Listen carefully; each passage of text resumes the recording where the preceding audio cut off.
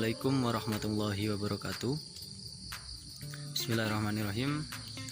Perkenalkan, nama saya Muhammad Wildan Nubat Fawaid, biasa dipanggil Wildan. Saya mahasiswa Universitas Islam Jember angkatan 2018, Fakultas Pertanian, Prodi Agribisnis semester 4. Baik, saya di sini akan mengulas beberapa pokok dasar awal bagaimana kita akan memulai usaha dalam bertani.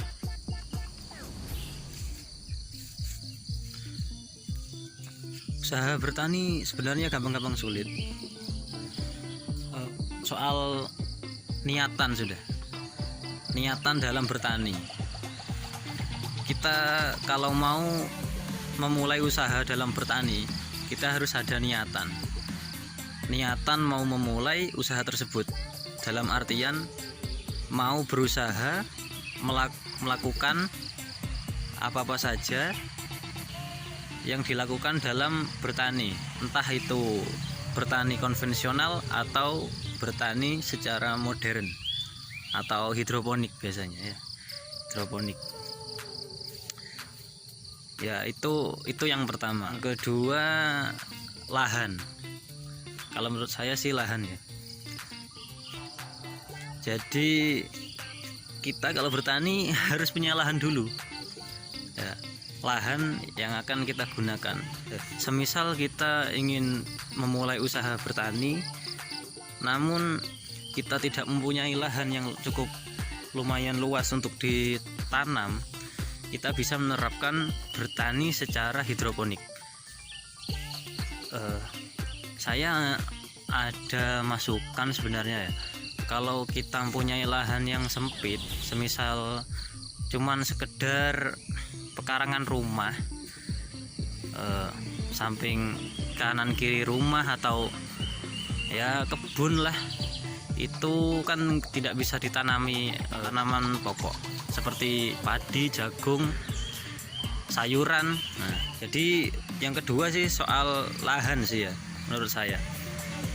Jadi kita semisal mempunyai lahan atau karangan rumah ya atau kebun, itu bisa, itu kita manfaatkan, kita coba manfaatkan.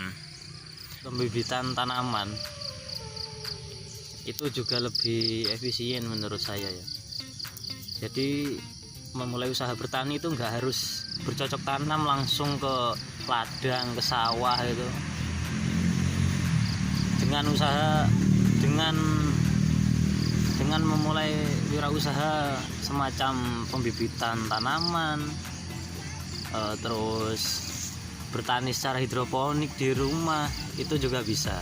Kalau punya lahan yang cukup luas atau yang memadai untuk ditanam tanaman-tanaman pokok seperti padi, jagung, itu ya harus mau terjun ke lapang lah.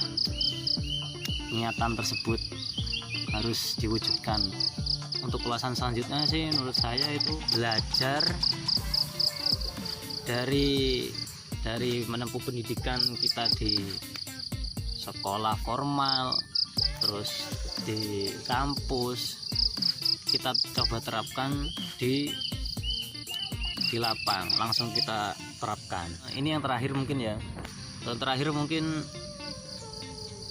soal budget atau pendanaan dalam bertani. Itu juga nggak harus banyak sih menurut saya, nggak harus muluk-muluk. Meskipun punyai budget yang ya dibilang pas-pasan atau seadanya ya itu semisal menanam sayur secara konvensional di kebun atau di pekarangan, itu juga bisa. Beberapa ulasan dalam memulai usaha bertani. Jadi itu sedikit ulasan dari bagaimana kita mau memulai usaha dalam pertanian. Ya. Sekian, terima kasih. Wassalamualaikum warahmatullahi wabarakatuh.